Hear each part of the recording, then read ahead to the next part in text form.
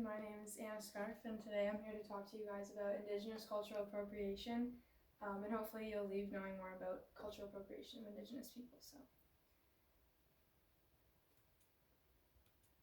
So imagine that it's Halloween 2012, you're just a kid, and you ask your mom or dad if you can be an Indian chief for Halloween, but you don't think about any of the harm or the insult that you could be displaying towards the Indigenous culture because you're just 9.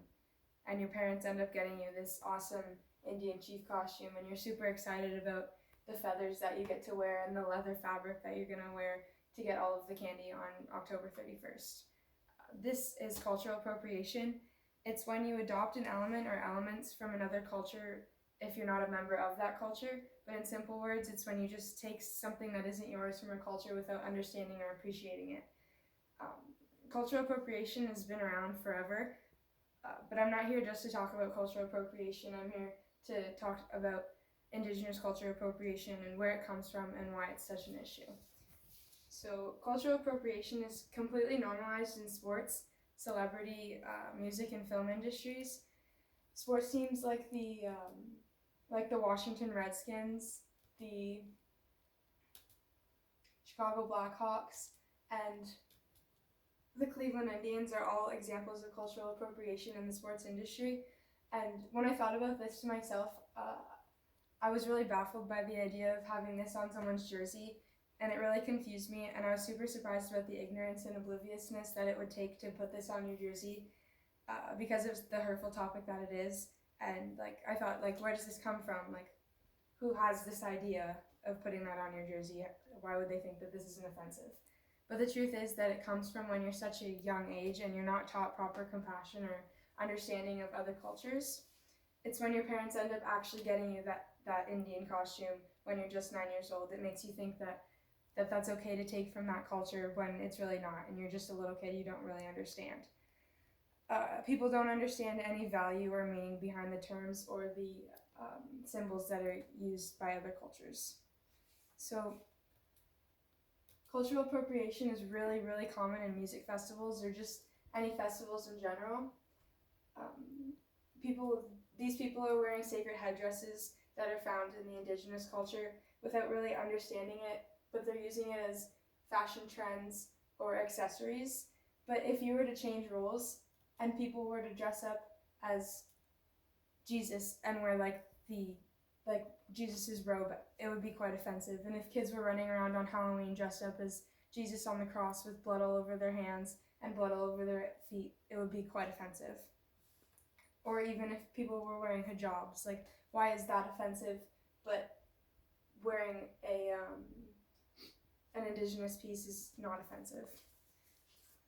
So culture is completely defined by beliefs, religion, ideas, practices, clothes, and even language. And if everything is appropriated from the Indigenous culture, what do they have left? They're left with no confidence and no identity.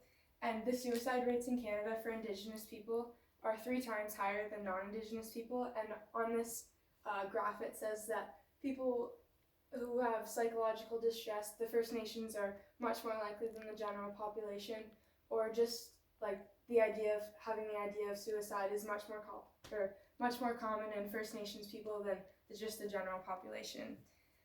Take Pocahontas, for example. She was completely portrayed as a beautiful, tall, strong, independent woman who just falls for John Smith, a white man colonizing their land.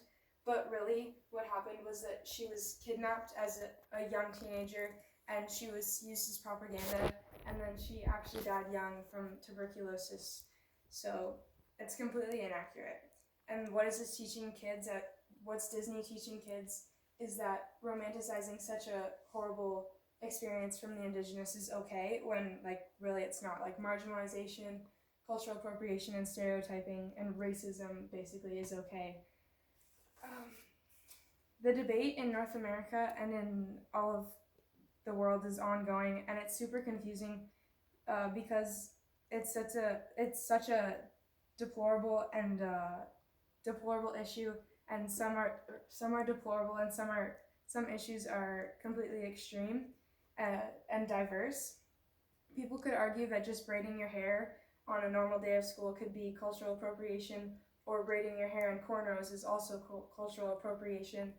And these are completely different ends of the cultural appropriation spectrum, which is why it's so confusing for people.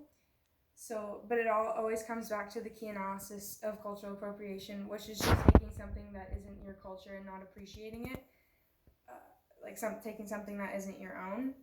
So, if people were to stop making the indigenous feel worthless, maybe the suicide rates would be much lower, and the depression rates would be much lower because the indigenous would have much more of an identity. So I really like the phrase that nothing comes from nowhere for this topic, because you can't do something without learning it from somewhere, and you can't just decide to wear this costume without thinking that it's okay. It has to be taught somewhere. Something comes from somewhere. So the next time that you feel like braiding your hair or just like wearing a costume that isn't your own culture, you don't really understand it, just think to yourself, is this cultural appropriation? Because it's quite offensive. Thank you very much.